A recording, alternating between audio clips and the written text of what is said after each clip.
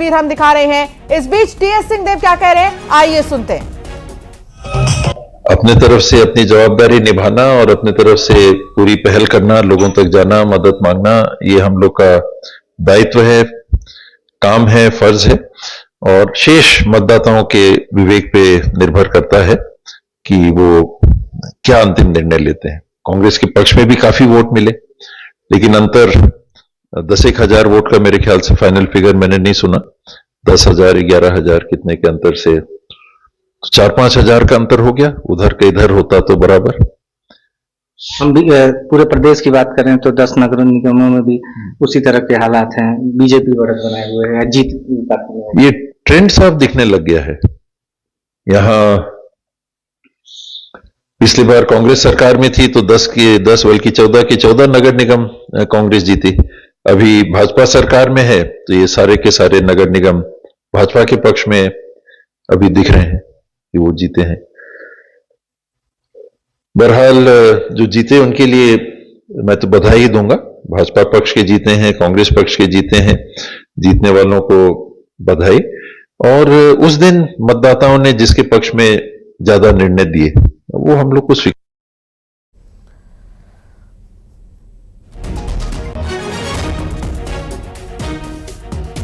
और देखिए हम आपको दिखा रहे हैं लगातार जो प्रतिक्रियाएं आ रही हैं। और इस बीच धमतरी से विजेता रानू महापौर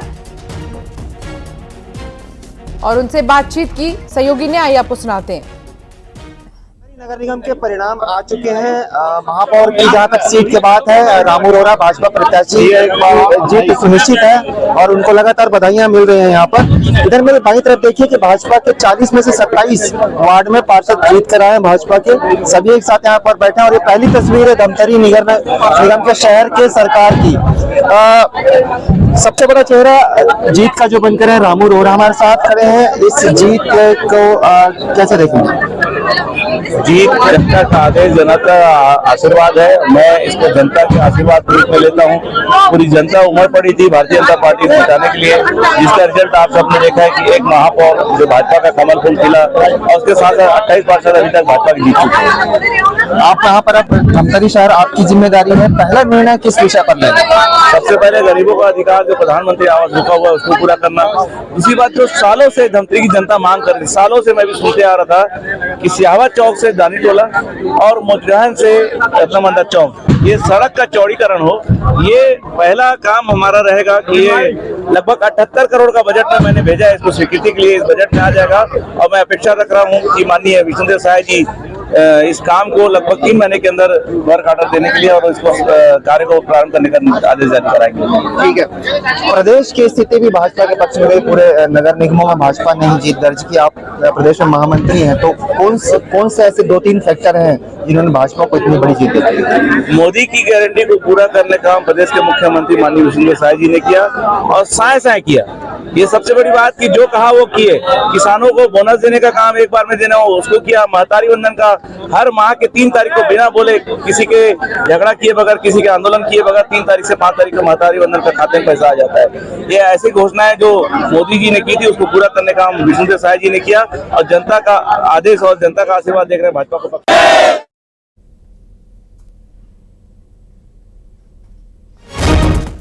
तो लगातार जो है प्रत्याशियों के जो रिएक्शंस है वो आ रही हैं। प्रत्याशी काफी खुश हैं और इसी तरह जो और भी प्रतिक्रियाएं हैं उनको भी हम देख सकते हैं। राजीव चक्रवर्ती जी हमारे साथ जुड़ गए हैं बीजेपी से और अजय गंगवानी जी हमारे साथ कांग्रेस से हैं। चर्चा का सिलसिला लगातार जारी है, हम बातचीत भी कर रहे हैं। बहुत बहुत बधाई आपको सबसे पहले राजीव जी, क्योंकि हम ये देख पा रहे हैं कि निगम में 5 सीटों पर तो लगभग ऐलान हो ही चुका है, बाकी बच रही है जो 5 सीटें उन पर भी बीजेपी बढ़त बनाए हुए है। तो निगम में यानी कि शहर की सरकार की अगर हम बात करें तो यहां पर जनता ने वापस से बीजेपी को चुना है। विधानसभा लोकसभा चुनाव के बाद हम देख रहे हैं किसको ये श्रेय जाएगा और कौन सा बड़ा फैक्टर आप मान रहे हैं जिससे कि इस तरह के हम नतीजे देख पा रहे हैं?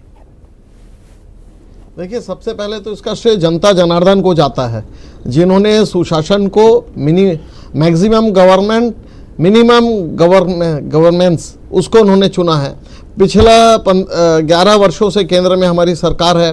पिछले 15 वर्षों से हमारी राज्य में सरकार थी। 2017-18 में हमें जनादेश नहीं मिला था, जिसे हमने नम्रता से स्वीकार किया। उसके बाद मैदान पर हम डटे रहे, जनता से हमारा सामंजस्य संपर्क बना रहा।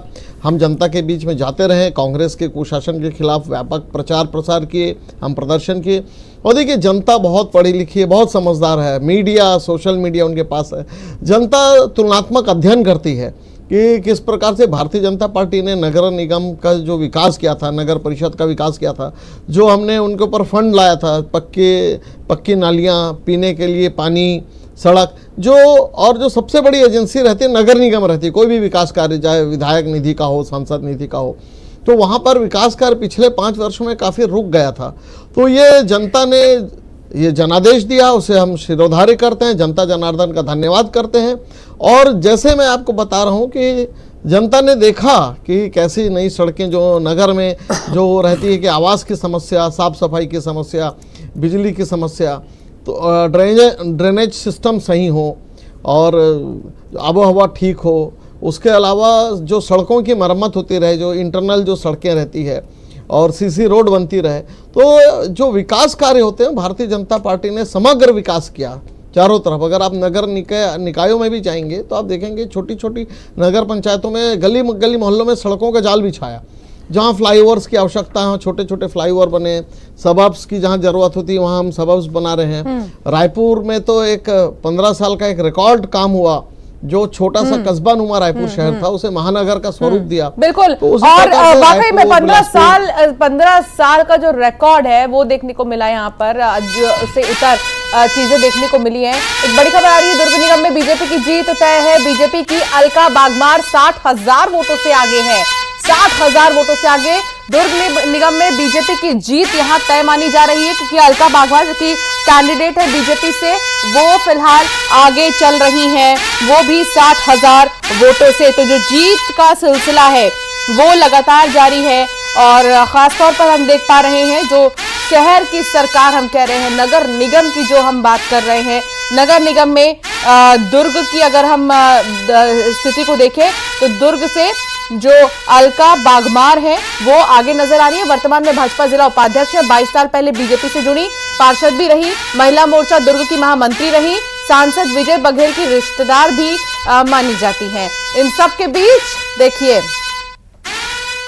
60,000 से भी ज्यादा वोटों से बीजेपी की कैंडिडेट आगे नजर आ रही है। यानी कि जो अब तक 5 पर जीत का ऐलान हो चुका है, छठा आप कह सकते हैं कि ये दुर्ग का होगा, क्योंकि लगभग तय है। 60,000 वोटों का अंतर देखने को मिल रहा है। हमारे साथ खास मेहमान जुड़े हुए अजय गंगवानी जी से एक रिएक्शन इस पर लेना चाहूंगी। अजय जी, निगम में दूर दूर तक कांग्रेस नहीं दिखाई दे रही। देखिए, लोकतंत्र में